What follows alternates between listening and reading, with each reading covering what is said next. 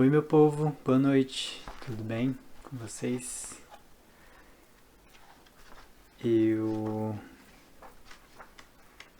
escolhi hoje uma crônica de um autor que tem um peso bem grande na minha vida, eu acho, assim, que é o Rubem Alves. Às vezes eu tenho a impressão de que esse peso é inclusive no sentido de ter feito o que eu fiz, né? Que foi largar a faculdade de engenharia, ir para psicologia. É com ele que eu começo a ler mais coisas de psicanálise. É a partir da leitura dos textos dele que é como se eu tivesse tido um para onde ir com algumas coisas que eu gostava, assim. Então era cinema, questão das artes plásticas, poesia, enfim. Então eu já devo ter quase uns 10 livros dele. E apesar de, com o tempo e com a formação na psicanálise, isso ter tomado outro rumo, né, isso, ele não perde a importância que tem para mim. Eu vou ler uma crônica do livro chamado Retorno e o Terno, que pela diagramação da capa deve ser um dos livros mais famosos dele. E a crônica que eu vou ler chama-se Tempo de Morrer, que eu acho que parece ainda ser um tabu para nós, né? Enfim, vamos lá. Tenho muitos medos, mas nunca havia pensado naquele, o maior de todos. Bastou, entretanto, que a repórter formulasse a pergunta para que ele aparecesse claro e terrível diante de mim. Que é aquilo de que você mais tem medo? E de repente vi a cena. Um corpo de olhos semicerrados que nada vem, respiração maquinal, tubos pelas narinas e pela boca, o coração batendo aos estímulos elétricos, os bips dos monitores dizendo de uma vida que se mantinha naquele corpo onde outrora houvera vida, mas que agora tudo ignora do que circula ao seu redor. E respondi com uma certeza que raramente tenho. Aquilo de que mais tenho medo é que me obriguem a viver quando meu corpo só deseja morrer. Deram o nome de recursos heróicos à parafernália tecnológica que se usa para manter vivo o corpo que só deseja morrer. Mas o herói é alguém que, pujante de vitalidade, olhos brilhantes, o corpo pulsante de desejo e com a vontade de gestos belos. Que semelhança de herói há nos recursos heróicos? Nenhuma. Melhor seria que a isso se desse o nome de recursos do desespero. Quem é o herói? Certamente que não a pessoa que só deseja partir. Anunciam que com tais portentos da ciência a vida triunfa sobre a morte. Parece-me ao contrário que é a morte que triunfa sobre a vida. Pois o que é a vida? Parece que já não mais sabemos. Saberemos ainda o que é viver? Talvez seja por isso, por nos havermos esquecido do que é a vida, que perdemos a sabedoria do saber morrer. Lembro-me dos versos de Eliot. Todo o nosso conhecimento nos leva mais próximos da nossa ignorância. Toda a nossa ignorância nos leva para mais próximos da morte. Uma proximidade da morte que não é proximidade de Deus. Onde está a vida que perdemos ao viver? Onde está a sabedoria que perdemos no conhecimento? Por havermos perdido a sabedoria do viver, não nos atrevemos a dar a resposta e pedimos que as máquinas respondam por nós. Pensei nos direitos humanos e me perguntei se alguma previsão teria sido feita no sentido de se proteger o direito de se morrer, com dignidade. Porque morrer com dignidade deve ser um direito garantido a todos aqueles que vivem. A morte é parte da vida, o último gesto que se faz, e é indigno que esse direito seja retirado de alguém.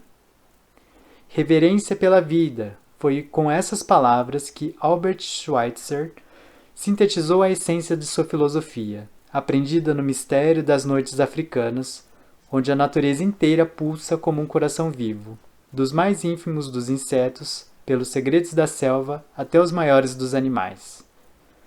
Nada de mais sagrado existe, nada que possa ser objeto de uma reverência maior.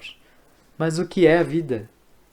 Vida são olhos que saúdam as madrugadas, acariciam as noites, acolhem sorrisos, ouvidos que recebem o barulho dos ventos, ouvem gemidos de dor, escutam palavras de amor, bocas que experimentam o deleite dos frutos e dos beijos e que recitam poemas, narizes que sentem o cheiro da maresia, da comida que se cozinha no fogão e dos corpos suados.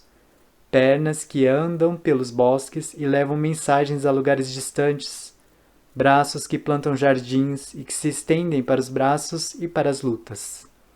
A vida é um poema enorme, uma explosão de gestos e de sentidos espalhados pelo espaço. Mas como tudo que é humano, a vida é também cansaço que anseia pelo sono.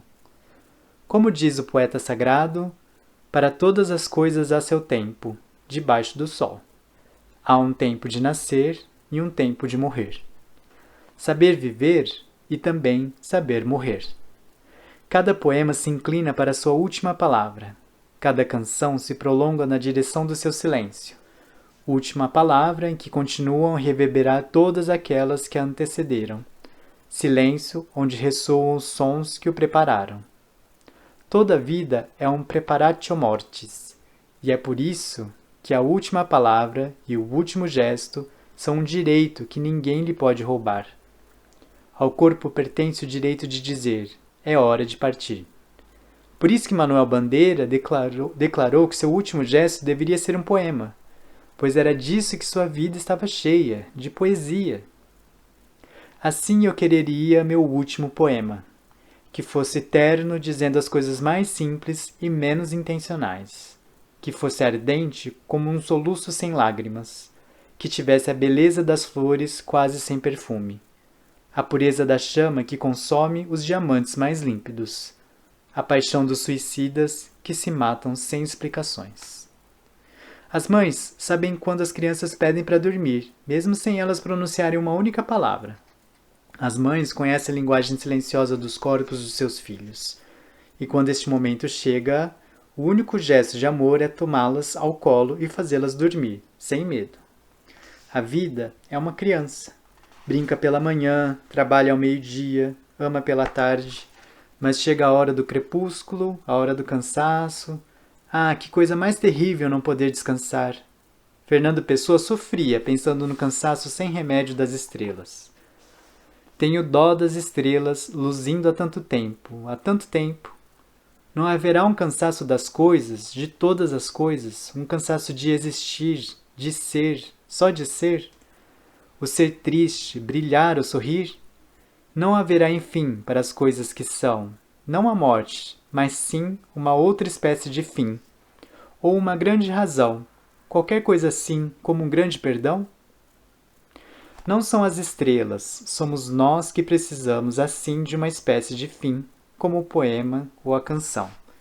E quem neste mundo teria o direito de roubar de alguém, o direito de dizer é hora de partir?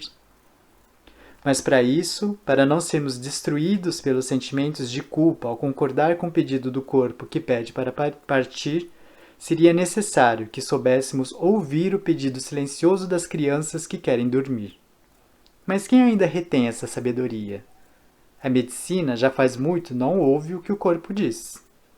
Não é mais capaz de decifrar as mensagens enigmáticas dos rostos. Na verdade, nem é preciso olhar para os olhos. Olha para os exames, examina os gráficos, apalpa os órgãos, mensagens bioquímicas, revelações elétricas, transparências de interiores. Conhece a linguagem das máquinas. Há muito desaprendeu a linguagem do rosto, dos olhos, da voz. Doutor, eu tenho medo. Aí as ideias se embaralham. Sobre isso nada se aprendeu. Não haverá nos que lutam contra a morte um medo terrível de ouvir a sua voz? Além do que, é irrelevante. Aos que lutam contra a morte, nada se ensinou da sabedoria de ouvir a vida e de falar sobre o seu último desejo, partir. Não, não quero recursos heróicos. Só quero que a dor não me contorça para poder ouvir um último poema, para ouvir uma última sonata. Somente assim o adeus ficará coisa doce, manifestação da vida no seu último momento. E o vazio que se segue se encherá da doce nostalgia que tem o nome de saudade. É preciso reaprender a sabedoria sagrada. Se há um tempo de nascer, há também um tempo de morrer. Que o último momento seja belo como um pôr do sol, longe do frio elétrico metálico das máquinas.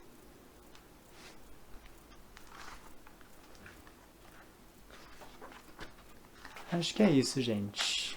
Esse texto é tão bom. Recomendo. Apesar, né, de tudo. É isso, gente. Oi, Tati, de novo. Tudo bem? Tem que interagir com as pessoas, né? Eu não interajo com as pessoas. Bom, era isso, gente. Obrigado. Boa noite. Tchau.